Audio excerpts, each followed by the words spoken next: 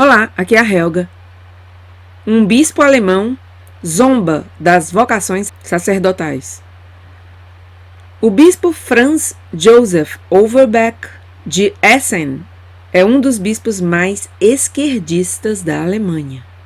A notícia é de 5 de março de 2020, publicada pelo LifeSite News, e diz o seguinte: ao insistir em tornar o celibato opcional para os padres católicos, um bispo alemão deu a entender que rezar por vocações para o sacerdócio não funciona. Falando em tom condescendente, Dom Franz Joseph Overbeck, bispo de Essen, na Alemanha, disse em uma conferência de imprensa no dia anterior à publicação deste artigo o seguinte: você deve ter muita confiança em Deus para não desesperar diante do sucesso, ou do pouco sucesso, que vemos não só aqui, mas também na América Latina. Fecha aspas. A questão da oração, dizia ele, abre aspas, tem que estar ligada à realização concreta de tal pedido, porque Deus tem que usar as pessoas para realizar esse pedido. Fecha aspas. Overbeck é um dos bispos mais esquerdistas da Alemanha. Em 2019, ele mostrou sua abertura às sacerdotes femininas, dizendo: pode-se, por exemplo, fazer uma ligação entre o acesso ao sacerdócio e o cromossoma Y, justificando-o com a vontade de Jesus? A conferência de imprensa de ontem, diz esse artigo, na reunião de primavera da Conferência Episcopal Alemã, focalizou a exortação apostólica pós-sinodal do Papa Francisco, Querida Amazônia. Ao lado de Overbeck, que é responsável pela subcomissão para a América Latina da Conferência Episcopal Alemã, estavam o arcebispo Ludwig Schick, chefe da Comissão para a Igreja Mundial, o Monsenhor Perman Spiegel, que está envolvido com Misereor, uma organização de ajuda humanitária ativa na América Latina, e o padre Michael Heinz, que trabalha para outra organização de ajuda humanitária, Adveniat, que também é ativa nesta área. Perguntado pelas LifeSite News em que ponto os painelistas parariam o debate sobre o celibato e as ordenações femininas, e por que 2000 anos de tradição não são convincentes, o arcebispo Schick respondeu que as mulheres não podem ser ordenadas. O Papa Francisco afirmou isso em Querida Amazônia. Schick argumentou: no entanto, todos os membros do painel tinham admitido no passado, assim como na conferência de imprensa, que o documento final do Sínodo Amazônico continua válido. Nele, o Sínodo havia solicitado o diaconado permanente, SIC, para as mulheres. Sobre as questões do celibato, Schick disse que estava basicamente resolvido.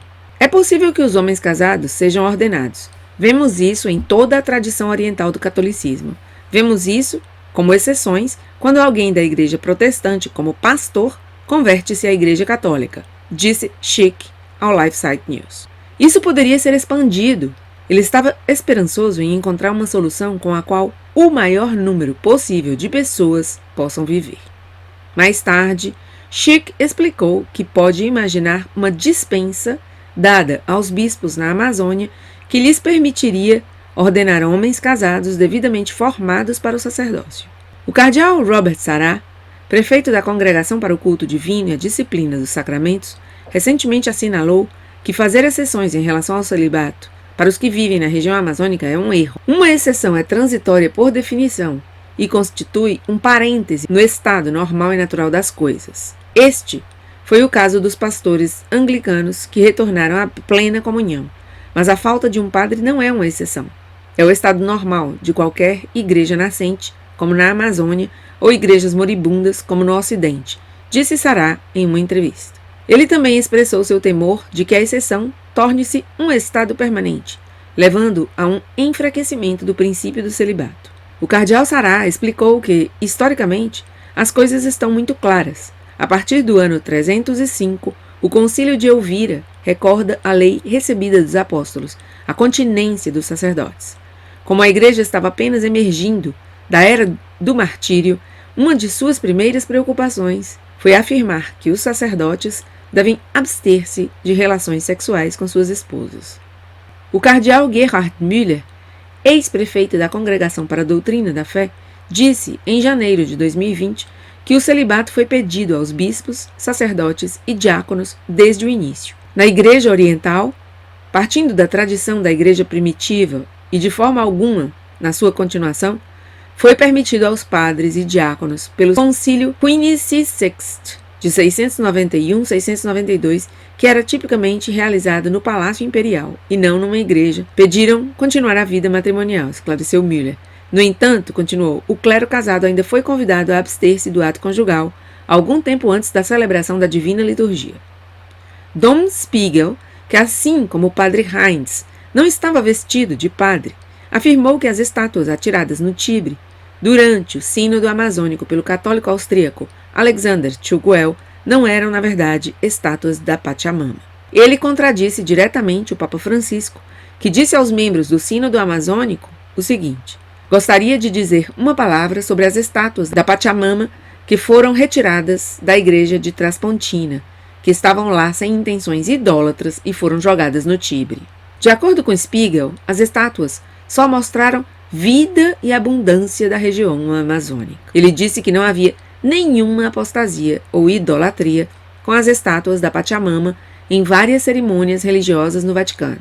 Em vez disso, afirmou, em termos vagos, que essas cerimônias eram uma expressão de alegria, de abundância, também de uma visão de plenitude de vida. Isso está ligado à água, disse ele. Spiegel também disse que o povo da região amazônica não se ofendeu com Tugwell jogando as estátuas no Tibre, já que a água é tão importante para eles. Ele deveria ter sido melhor informado, disse Spiegel, insinuando que o objetivo de Tugwell era ofender os indígenas. Na verdade, sua intenção era retirar as estátuas pagãs de uma igreja católica. Até meu próximo vídeo.